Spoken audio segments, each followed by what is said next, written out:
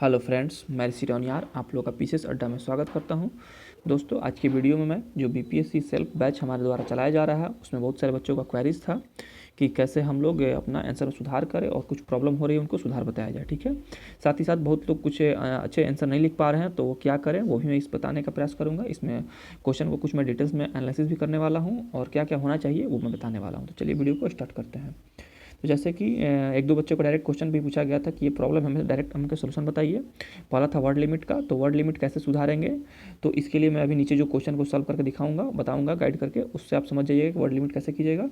और दूसरा क्वेश्चन था कि स्ट्रक्चर बनाने में दिक्कत हो रही है, तो कैसे स्ट्रक्चर बनाएंगे ये भी मैं नीचे भी बताने वाला हूँ जिससे आप लोग को पता चल जाएगा। ठीक है, चलिए ये देखिए, ये how to start a good write a good answer, तो कैसे एक अच्छा आंसर लिखे। ठीक है, तो सबसे पहले आंसर लिखने में 5 बातों का ध्यान रखते हैं। पहले तो कीवर्ड्स को खोजा जाता है, क्वेश्चन को कम से कम 2 बार पढ़ें, उसमें क्या क्या कीवर्ड्स हैं उसको पहले अंडरलाइन कर लें। ठीक है, उसके बाद कह रहा है, उसके बाद सेकंड है इंट्रो से रिलेट करें। जो भी आप क्वेश्चन है उसको इंट्रो से रिलेट करके लिखना है। इंट्रो कैसे लिखना है उसको मैं अभी नीचे में बताने वाला हूँ। ठीक है, नेक्स्ट क्या है, कीवर्ड्स को हेडिंग बना के लिखें। जो भी आपको क्वेश्चन में पूछा जा रहा है उस कीवर्ड को जब भी हम लिखेंगे आंसर में तो उसको हेडिंग बनाएंगे। ठीक है, उसके अलावा क्या है, अकॉर्डिंग टू क्वेश्चन लिखे। जो भी क्वेश्चन है उसी के अनुसार आंसर होना चाहिए, न कि आपको जो है वो लिखे, जो पूछा जाए वो लिखना है, न कि आपको जो आ रहा है वो लिखना है। तो इस बात को ध्यान रखेंगे, अदरवाइज आपको जो आ रहा है वो लिखिएगा तो नंबर कम आएगा, जो पूछा जाएगा वो लिखिएगा तो ज़्यादा नंबर आएगा। और कंक्लूजन कैसा हो तो वो भी मैं अभी नीचे में बताने वाला हूँ। ठीक है, चलिए जैसे कि एग्जाम्पल से देखते हैं। मैं टेस्ट सीरीज में क्वेश्चन ये पूछा था। पहला क्वेश्चन है कि भारतीय संविधान द्वारा मिले मौलिक अधिकारों का वर्णन कीजिए, साथ ही अनुच्छेद 21 की न्यायिक व्याख्या ने जीवन के अधिकार क्षेत्र का विस्तार कैसे किया, स्पष्ट करें। ठीक है, ये क्वेश्चन है, इंग्लिश में भी आप लोग देख सकते हैं। Describe the fundamental rights granted by the Indian constitution. ठीक है, also how has the judicial interpretation of article 21 expanded the जुडिक्शन of life explain. ठीक है, तो ये आपका क्वेश्चन है। तो सबसे पहले आप लोग क्या करेंगे, जब भी क्वेश्चन आंसर लिखना प्रारंभ करेंगे तो किसी भी क्वेश्चन को कम से कम 2 बार जरूर पढ़ेंगे। ठीक है, आप पढ़ते समय गौर करेंगे कि इसमें पूछा क्या जा रहा है, कीवर्ड को अंडरलाइन करेंगे। जैसे देखिए, भारतीय संविधान द्वारा मिले मौलिक अधिकार, और देखिए मौलिक अधिकार मेन हो उसको वर्णन करना है। मौलिक अधिकार को क्या करना है, वर्णन करना है। जब भी किसी चीज़ को डायरेक्ट पूछा जाए, जैसे यहाँ पर मौलिक अधिकार को डायरेक्ट कह रहा है वर्णन करने के लिए, तो पहला तो ये एक चीज़ हो गया वर्णन करने वाला। सेकंड क्या कर रहा है, आगे बढ़ेंगे, साथ ही अनुच्छेद 21 की न्यायिक व्याख्या ने जीवन के अधिकार से, देखिए राइट टू जो लाइफ है उसका विस्तार किया है, तो कैसे विस्तार किया वो बताना है। तो इसमें क्वेश्चन में मेन 2 पार्ट्स हैं और 2 पार्ट्स आपको लिखने कितने हैं, 4 पेज है। तो यहीं से आप लोग बांट सकते हैं कि देखिए आधा आधा 2 क्वेश्चन को 2 पार्ट में डिवाइड किया गया। इट मीन्स फर्स्ट पार्ट को 2 पेज में लिख सकते हैं, सेकंड पार्ट को 2 पेज में लिख सकते हैं। ठीक है, फर्स्ट वाला थोड़ा सा छोटा दिख रहा है क्योंकि मौलिक अधिकार को केवल वर्णन करना है, तो इसको थोड़ा कम भी कर सकते हैं। सेकंड पार्ट मतलब लगभग क्या बोलते हैं 40-60 कर सकते हैं एवरेज, या 50-50 कर सकते हैं एवरेज। ठीक है, इसके अकॉर्डिंग आप लोग पेज बांट के लिख सकते हैं। तो इसी से आपका वर्ड लिमिट होता है। आप ध्यान रखेंगे जब भी हम कीवर्ड को जब लिखेंगे तो ध्यान रखेंगे कितना पेज में इसको लिखना है। स्ट्रक्चर कैसे इसका बनाना है, जो भी क्वेश्चन था, तो स्ट्रक्चर में देखिए क्या करना है, अब इसका इंट्रो लिखना है। ठीक है, तो इंट्रो लिखने के लिए 2-3 तरीके होते हैं। एक तो जो भी पूछा जाए अगर उसका कोई डिफिनेशन है डायरेक्ट तो वो लिख के स्टार्ट कर सकते हैं। ठीक है, पहला इंट्रो लिखने का तरीका। दूसरा है, अगर आपको डिफिनेशन नहीं पता है तो कोई करेंट सिचुएशन है उसको डायरेक्ट लिंक करके लिख सकते हैं, या कोई हिस्टोरिकल बैकग्राउंड है उसको लिंक करके लिख सकते हैं, या अपना जो भी थॉट हो, अगर वो जो जो क्वेश्चन पूछा जा रहा है उससे रिलेट कर रहा है तो उसको जोड़ के हम इंट्रो लिख सकते हैं। ठीक है, तो ये 2-3 माध्यम है, इस पर गौर कीजिएगा तो इंट्रो आसानी से लिखा जा सकता है।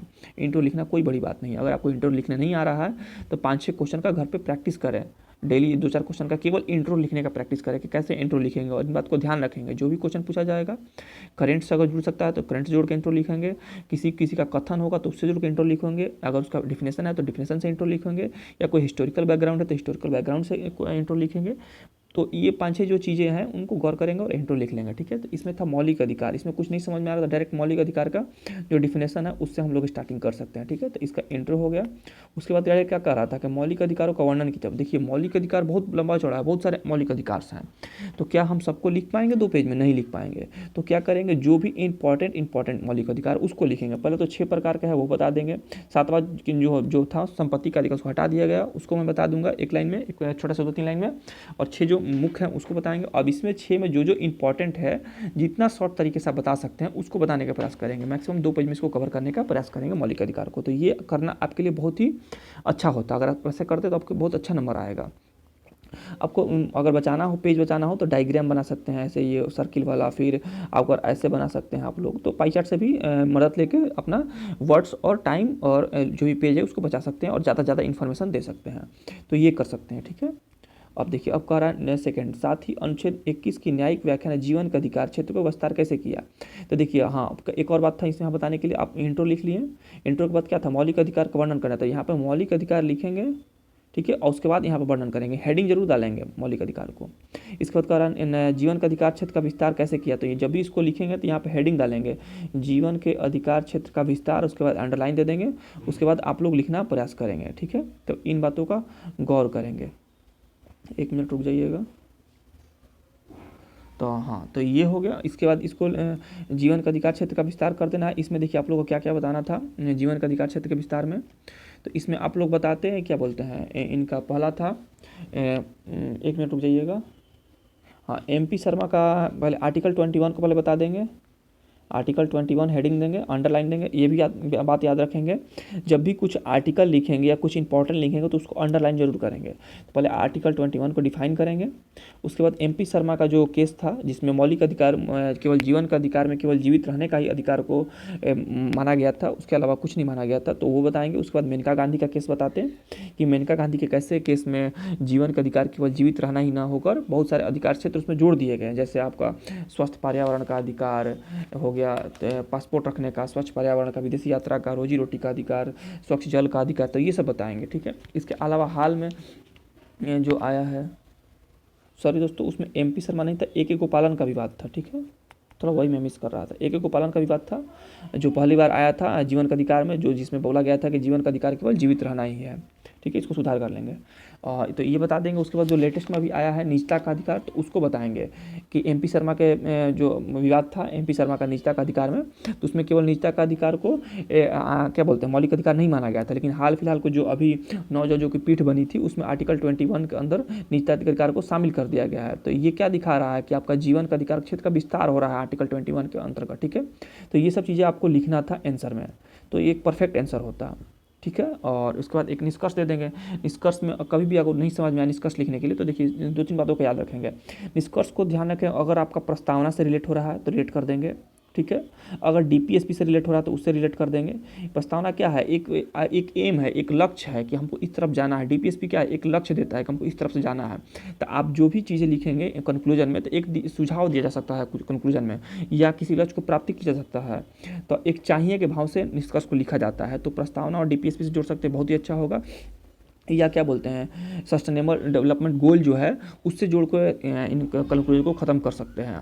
इसके अलावा आपका जो भी किसी का थॉट हो या कुछ भी हो उसके अनुसार कंक्लूजन कर सकते हैं, तो ज़्यादा बेटर माना जाता है। तो ये 2-4 बातें था कंक्लूजन लिखने के लिए, निष्कर्ष लिखने के लिए, तो उसको हम लोग देखेंगे, करेंगे आप लोग, ठीक है। नेक्स्ट क्वेश्चन देखिए क्या था कि संविधान में वर्णित मौलिक कर्तव्यों का उल्लेख करें और इसके महत्व और वर्तमान प्रासंगिकता पर विचार करें। तो देखिए सबसे पहले इसको 2-3 बार पढ़ेंगे और इसमें क्या था, मौलिक कर्तव्यों का उल्लेख करना था, ठीक है। उसके बाद इसका महत्व बताना था और वर्तमान प्रासंगिकता बताना था, बस ये 3 गो वर्ड है। तो सबसे पहले क्या है, इसका डिफिनेशन लिख देंगे मौलिक कर्तव्य का। उसके बाद जो भी है आर्टिकल 51 क्लॉज 1 का, तो जितना सारा है सबको 11 का 11 लिख देंगे, ठीक है। इतना करने के बाद अब इसका महत्व बता देंगे अंडरलाइन करके कि हाँ मौलिक अधिकार का निम्न महत्व है, वो बता देंगे।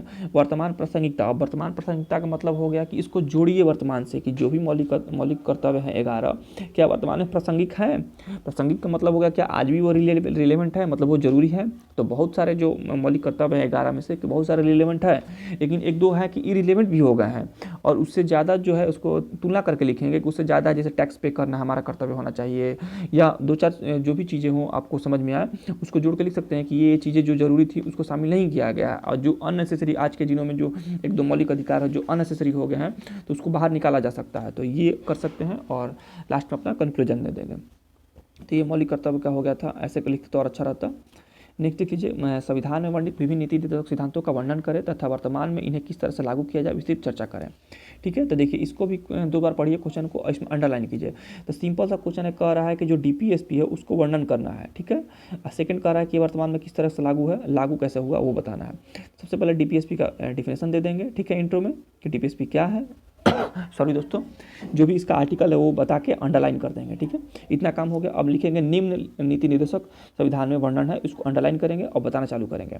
आप लोग की गलती कर दिए थे कि गलती नहीं है ऐसे, लेकिन ऐसा नहीं करना चाहिए था कि आप लोग बांट दिए थे कि ये सामाजिक है, ये गांधीवादी है, ये है, ऐसा कुछ नहीं करना था। आप लोग डायरेक्ट लिख सकते थे। अब रह गया कि इसमें देखिए बहुत सारा डीपीएसपी में है आर्टिकल्स, तो क्या सबको याद करना है, सबको लिखना है? नहीं, इसमें जितना सारा इंपॉर्टेंट है उसको लिखना है। और इस क्वेश्चन को 2 भागों में बांटा गया है, तो 2 पेज में लिखेंगे डीपीएसपी को, जितना सारा अट जाए इंपॉर्टेंट उतना कर देना है। तो ये काम करना था। दूसरा क्या था कि वर्तमान में किस तरह से लागू किया गया है। तो अब चारों तरफ देखिए कि जो भी गवर्नमेंट सरकार भारत सरकार की या बिहार सरकार की योजनाएं हैं, कानून हैं, वो क्या किसी आर्टिकल से संबंधित हैं। तो बहुत सारे जितने सारे योजनाएं विकास के काम किए जा रहे हैं, सब कहीं ना किसी न किसी आर्टिकल से जुड़े हुए हैं। कोई भी कानून लागू किया गया तो किसी न किसी आर्टिकल से जुड़ा हुआ है। तो बस इसी को रिलेट करके 5, 6, 8 पॉइंट जितना आपसे हो सकता था लिखना था, और कुछ नहीं करना था। बस एक नीचे आप कंक्लूजन देखते कि हाँ, ये जो भी डीपीएसपी है लागू किया जा रहा है, और हमारे जो संविधान निर्माताओं का उद्देश्य था, लक्ष्य था, जैसा भारत की एक सपना देखे थे, उसको साकारित करने में प्रयास किया जा रहा है। तो ये आपका निष्कर्ष हो जाता है। तो ये वेल एंड गुड आपका एक आंसर हो जाता है डीपीएससी पे। तो इस तरीके से आप लोग लिखेंगे तो और अच्छा होगा, ठीक है। इसके साथ ही एक और बात मैं बता दूं कि जब भी आप लोग आंसर लिखे, जैसे मान लीजिए आप लोग का ये व्हाइट पेज है, ठीक है, तो इसमें निम्न बातों का ध्यान रखें। एक तो पहले दोनों तरफ जगह छोड़ दें, ठीक है, पर्याप्त मात्रा में, कि जगह दोनों तरफ होना चाहिए। इससे एक फ़ायदा है कि एग्जाम हॉल में भी ऐसा ही मिलेगा। दूसरा फ़ायदा है कि हमें कुछ रिमार्क करना होगा तो यहाँ पे साइड में जगह मिलेगा, तो मैं यहाँ पे साइड में जगह में आपको रिमार्क करके बताऊँगा, ठीक है। पहली बात। दूसरी बात है कि जब यहाँ पे आप आंसर लिखना चालू करेंगे तो उत्तर इधर नहीं लिखेंगे, यहाँ पर उत्तर लिखेंगे, ठीक है। और लिखना स्टार्ट करेंगे तो शुरू का 1/4 जगह छोड़ देंगे। इट मीन्स यहाँ से, जिस इसको 4 भाग में बांटेंगे ना, तो 1/4 छोड़ देंगे और यहाँ से लिखना प्रारंभ करेंगे और फिर नीचे आएंगे, ठीक है। जब नया पैराग्राफ आएगा तो ठीक इसी के नीचे आएगा, ठीक है, फिर यहाँ से लिखना चालू करेंगे। तो इस टॉपिक को फॉलो करें, फिर इसके नीचे आएगा तो फिर यहाँ से लिखना चालू करेंगे, ठीक है। तो इस तरीके से आप लोग फॉलो करेंगे और इस ऐसे राइटिंग करेंगे तो देखने में सुंदर लगेगा और काफ़ी अट्रैक्टिव होता है। तो ये एक लिखने का तरीका है, तो इसको फॉलो करेंगे अब नेक्स्ट जो भी राइटिंग करेंगे तो, ठीक है। अब देखिए, जब भी क्या बोलते हैं, परिचय लिखिएगा, ठीक है, मैंने इंट्रो जब भी लिखिएगा तो इंट्रो ध्यान रखें कि 4 से 5 लाइन में ही लिखेंगे आप लोग, इससे ज़्यादा नहीं लिखेंगे। 4 से 5 लाइन एनफ होता है।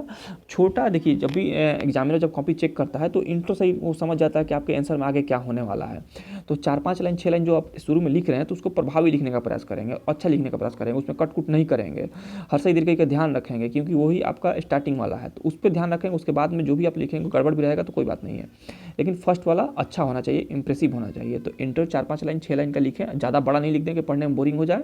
आधा पेज का इंट्रो कभी नहीं लिखना है, 4 से 5 लाइन का इंट्रो लिखना है और छोटा छोटा सेंटेंस में लिखें तो काफ़ी बेहतर होगा, ठीक है। तो इंट्रो में ये काम करेंगे। दूसरी बात है कि लंबा पैराग्राफ आपको नहीं लिखना है। बहुत सारे बच्चों को देख रहे हैं कि एक पेज में 2 पैराग्राफ में ख़त्म कर दिए, तो एक ही पेज का पूरा एक पैराग्राफ ही बना दिए। ऐसा नहीं करना है। कम से कम एक पेज में 4 तो पैराग्राफ होना ही चाहिए। मिनिमम 4 पैराग्राफ लिखें एक पेज में, 5 हो सकता है, 4 से कम नहीं होना चाहिए, ठीक है। तो 4 पैराग्राफ सही रहता है। तो ये हो गया, ये एक बात हो गई। और हमारे यूट्यूब चैनल पे वीडियो पड़ा है कि कैसे how to write a good answer, चाहे मैं शेयर भी कर दूंगा, वहाँ पे जाके देखिए। बहुत सारा मैं छोटा छोटा ट्रिक बताया हूँ, कैसे आप लोग लागू करिएगा तो और अच्छा आंसर लिख सकते हैं, ठीक है। तो ये था। अगर आप लोग और कुछ नहीं समझ में आए तो हमें व्हाट्सएप पर मैसेज करें, मैं वहाँ पे बताने का प्रयास करूँगा, या कमेंट बॉक्स में आप पूछ सकते हैं कि और आंसर राइटिंग में कैसे सुधार कर सकते हैं, मैं वहाँ पे बताने का प्रयास करूँगा आपको, ठीक है। 1-2 और क्वेश्चन है, मैं उसको भी बता दे रहा हूँ यहाँ पे। इसके पहले मैं आप लोग से एक और बात मैं शेयर कर दूँ कि आप लोग को पता होगा कि हमारे संस्था द्वारा एक बैच लॉन्च किया गया है जीएस का, GS1 एंड GS2 का, ठीक है। इसमें मैं कर क्या रहा हूँ ना कि 3 महीने में पूरा सिलेबस कवर करा रहा हूँ मेंस का, ठीक है, डेली आंसर राइटिंग के माध्यम से। तो अभी आप लोग जो बीपीएससी सेल्फ वाले बैच में जुड़े हुए हैं, तो अगर आप इसमें आप लोग 500 रुपये देकर जुड़े हुए हैं, तो अगर आप इसमें केवल 1000 पेमेंट कर दीजिएगा तो आप लोग ये 3 महीने वाले प्रोग्राम में आ जाइएगा, ठीक है, जो मंथली आपको 300 रुपये पड़ेगा और साथ में आपका पूरा सिलेबस कवर हो जाएगा। इससे अगर आप जीएस सेल्फ बैच वाला में रहिएगा तो 500 रुपये महीना देना पड़ेगा और ये 2 महीना में खत्म हो गया, 3 महीने में कोई गारंटी नहीं है। तो अभी आप लोग का सिर्फ यही है कि आप 1000 रुपये दे के इस बैच में जुड़ सकते हैं, जो अभी मैं ऑडिटर के लिए बनाया हूं, और 3 महीने में पूरा सिलेबस कवर होगा। और साथ ही साथ अभी आपका अभी जो सेल बैच चल रहा है वो भी चलेगा और साथ में ये ऑडिटर वाला बैच भी चलेगा। तो आपको तो कम से कम 20-25 दिन डबल फायदा हो जाएगा, क्योंकि आप डबल आंसर राइटिंग कीजिएगा, साथ में साथ 1000 में आप पूरा सिलेबस कवर कर लीजिएगा। और इसमें 4 फुल लेंथ टेस्ट भी मिलेंगे, जो अभी नया बैच स्टार्ट किया गया है। तो ये था, इसमें बताना चाहिए था, मैं आप लोग बता दिया, आप बाद में नहीं कहिएगा मैं नहीं बताया था। ये हो गया। और कोई क्वेश्चन था? हाँ, एक ये था, देख लीजिए। इसमें कैसे लिखें, जब भी आपसे क्वेश्चन पूछा, जैसे क्वेश्चन था, संघीय व्यवस्था से आप क्या समझते हैं? भारतीय संघीय व्यवस्था में केंद्र और राज्यों के बीच के तनाव क्षेत्रों का विश्लेषण कीजिए, उसे दूर करने हेतु सावधानी प्रयास बताइए। ठीक है, तो देखिए सबसे पूछ रहा है कि जब डायरेक्ट क्वेश्चन पूछता है कि क्या है, क्या समझते हैं, तो पहले तो उसका डिफिनेशन बताएंगे। तो सबसे पहले इसका एक सटीक डिफिनेशन आपके पास है तो डिफिनेशन बता दीजिए। ठीक है, इसके बाद इसका विशेषता जरूर बताएं। ठीक है, विशेषता हो गया, लक्षण हो गया, जो भी हो, जब भी क्या करके क्वेश्चन पूछे ना तो डिफिनेशन बताने के बाद उसके बारे में कुछ 4-5 लाइन जरूर लिखें। और ये ध्यान रखें कि जब ये पूछा जाए जैसे क्या समझते हैं तो इसको 4-5 पेज नहीं लिख देना, 2 पेज नहीं लिखना है। जब क्या पूछा जाए तो हार्डली 1 पेज, मैक्सिमम 1 पेज से कम में लिख देना है। ध्यान रखें, बहुत सारे बच्चों को देखें कि संघीय व्यवस्था ये आप 3 पेज में बता रहे हैं, 2 पेज में बता रहे हैं, जो कि गलत था। ठीक है, तो सबसे पहले ये था संघीय व्यवस्था से आप क्या समझते हैं, तो संघीय व्यवस्था का हेडिंग देंगे, उसको बता देंगे क्या है, इसकी विशेषताएं क्या है, काम खत्म। ठीक है, नेक्स्ट क्या था, नेक्स्ट था भारतीय संघीय व्यवस्था में केंद्र और राज्यों के बीच तनाव के क्षेत्र का विश्लेषण करना है। तो हम पूछे हैं कि केंद्र और राज्य में कहाँ कहाँ तनाव के बिंदु हैं। ठीक है, ये पूछा गया था।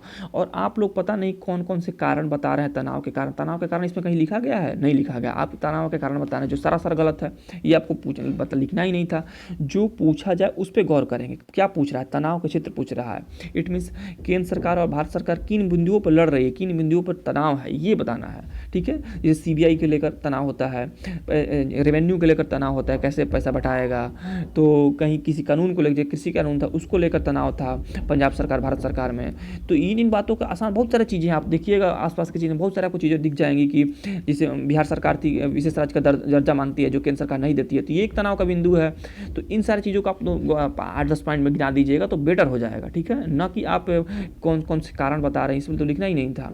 ठीक है, तो ये तनाव के बिंदु बताना था। उसके बाद कह रहा है इसे दूर करने में सावधानिक प्रयास। देखिए सावधानिक प्रयास जब पूछा जाए तो आप संविधान में क्या दिया गया है इसको कम करने की, क्योंकि जब संविधान बनाया जा रहा था तो उस समय जो भी संविधान निर्माता था उनको पता था कि सेंटर और स्टेट में पावर का जब डिस्ट्रीब्यूशन किया जा रहा है आगे चल के इसमें टेंशन होंगी, तो टेंशन को दूर कैसे किया जाएगा, तो इसके लिए बहुत सारी सावधानी संस्थाएं बनाई गई हैं। ठीक है, जो कि आपका कॉन्स्टिट्यूशन में है। आप इसको चैप्टर आप लक्ष्मीकांत में खोलते तो आपको मिल जाता है नोट्स बनाने के क्रम में। ठीक है, तो वहाँ से आप लोग देख लेंगे कौन कौन सी संस्था बनी, जैसे वित्त आयोग बना है। ठीक है, इसको आर्टिकल के माध्यम से लिखेंगे। फिर अंतर्राज्यीय परिषद है, ये है। फिर नदी जल विवाद को बंद करने के लिए बनाया गया है। तो ये सब सावधानिक प्रयास में है। ठीक है, अन्य प्रयास में आप लिख सकते हैं जैसे नीति आयोग बना है और GST परिषद तो सावधानी का में भी डाल देंगे, और सर 1-2 और लिख देंगे, 4-5 ये हो गया। उसके अलावा 1-2 कमेटी का सुझाव है, जैसे पूंजी आयोग का सुझाव है, सरकारी आयोग का सुझाव है, तो 1-2 सुझाव लिख देंगे।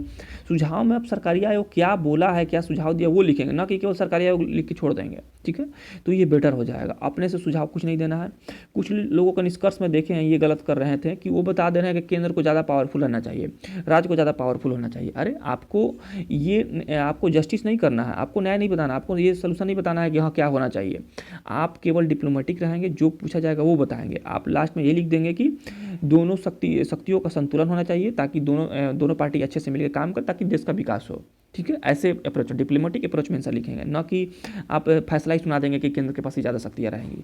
कैसे कि बहुत सारे लोग मैं आंसर देखा हूँ जो ऐसे बात को लिखे हैं कि केंद्र के पास ही ज़्यादा शक्तियाँ रहनी चाहिए। फिर कुछ लोग ऐसे भी इररिलेवेंट बात लिख दिए हैं, जैसे मान लीजिए कि केंद्र सरकार ज़्यादा रूडली बिहेव कर रही है, केंद्र सरकार आए दिन वो हो रहा है, क्या बोल रहे हैं कि बंधुत्व की भावना कम हो रही है। तो एक बात को और ध्यान रखेंगे जो कि बहुत ही बड़ा ब्लंडर आप लोग कर रहे हैं, आंसर राइटिंग में सरकार का विरोध कभी नहीं करना है। अगेंस्ट सरकार का ऐसा ना चेक करने वाले को लगे कि ये लड़का सरकार के विरुद्ध जा रहा है। हाँ, सरकार का क्या बोलते हैं क्रिटिसिज्म किया जाता है, लेकिन एक तरीके से जब आप आलोचना करेंगे तो आलोचना एक तरीके से किया जाता है। डायरेक्ट आपको नहीं बोलना है कि सरकार क्या गलत कर रही है। ठीक है, इस बात को ध्यान रखेंगे। इसलिए हम 2-4 आंसर पढ़े हैं, यहाँ पर हमको लग रहा था, मैं उसको गोल घेरा हूँ कि आप ऐसे सरकार को विरोध नहीं कर सकते हैं। ठीक है, सरकार का आलोचना किया जाता है लेकिन एक तरीके से करना है, डिप्लोमेटिक वे में करना है, ताकि ये ना आपको आंसर से शो हो कि आप किसी पार्टी के अगेंस्ट है या किसी पार्टी के सपोर्ट में है, किसी सरकार के सपोर्ट में है या किसी को, वो सब कुछ नहीं करना है। सारा पार्टी सरकार एक तरफ है, आप अपना अलग माइंडसेट रखेंगे और पूरा डिप्लोमेटिक वे में आंसर लिखेंगे ताकि किसी की भावना को ठेस ना पहुँचे। ठीक है, तो यही था हमारा प्रयास। अगर आप लोग अच्छा लगे तो हमें सपोर्ट करें, चैनल को सब्सक्राइब करें तथा इसे दोस्तों में शेयर करें। और भी आंसर राइटिंग में कुछ दिक्कत हो तो हमें जरूर बताइएगा। मैं इसी तरीके से वीडियो और लाता रहूँगा ताकि आप लोग को आंसर लिखने में और इंप्रूवमेंट होते रहे। ठीक है दोस्तों, धन्यवाद।